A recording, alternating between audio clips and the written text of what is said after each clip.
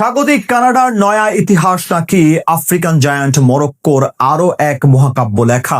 Quarter ফাইনালে ওঠার পথে প্রথম ম্যাচে হাড্ডাহাড্ডি লড়াই দেখলো ফুটবল বিশ্ব। উপহার দিল ঐতিহাসিক এক ম্যাচের। শক্তিমত্তায় মরক্কো এগিয়ে থাকলেও তাদের বিন্দু মাত্র ছাড় দেয়নি কানাডা। সেখান থেকে এই ম্যাচের ফলাফল ও খুঁটিনাটি সবকিছু নিয়ে বিস্তারিত এই রিপোর্টে।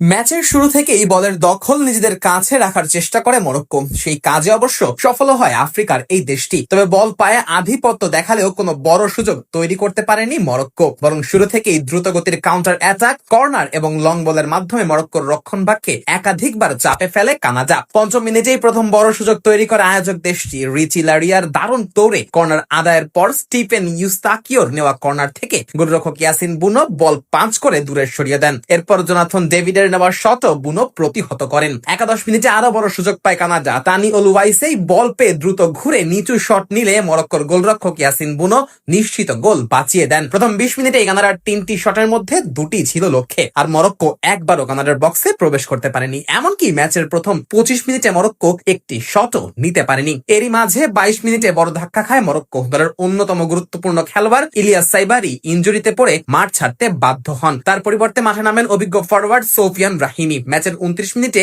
এই রাহিমি মরক্কোর প্রথম শট নেন। দূরপাল্লার সেই প্রচেষ্টা ডিফ্লেক্টেড হয়ে ধীর গতির হয়ে যাওয়ায় কানাডার গোলরক্ষক ম্যাক্সিম ক্রেপো সহজেই সেটি প্রতিহত করেন। এরপর মরক্কো বলের দখল ধরে রাখলেও অধিকাংশ সময় নিজেদের অর্ধেই পাস খেলেছে। কানাডা অবশ্য সুযোগ সৃষ্টি অব্যাহত রাখে। কর্নার, লং থ্রো এবং দ্রুত গতির আক্রমণে তারা প্রতিপক্ষকে ব্যস্ত রাখে। 37 মিনিটে অ্যালিস্টার জনসনের লং থ্রো মরক্কোর ডিফেন্সে কিছুটা জটলা সৃষ্টি করলেও শেষ পর্যন্ত গোলের সুযোগ তৈরি করতে পারেনি। প্রথমার্ধের শেষ দিকে এসে উত্তেজনা আরো বেড়ে যায়। একের পর এক কার্ড খেতে থাকে দু দলের খেলোয়াড়েরা। প্রথমার্ধেই দেখানো হয় মোট 6টি হলুদ কার্ড, যার মধ্যে 4টি মরক্কোর খেলোয়াড়দের। মাঠের খেলা নিজেদের পারফরমেন্সে খুব একটা ছন্দে না থাকায় অতিরিক্ত ফাউল করার সাজা পেতে হয়েছে আশরাফ হাকিমিদের। প্রথমার্ধের জন্য অতিরিক্ত 6 মিনিট যোগ করা হলেও শেষ পর্যন্ত আর কেউ গোল করতে পারেনি। ফলে 0-0 সমতা নিয়েই বিরতিতে যায় দুই দল।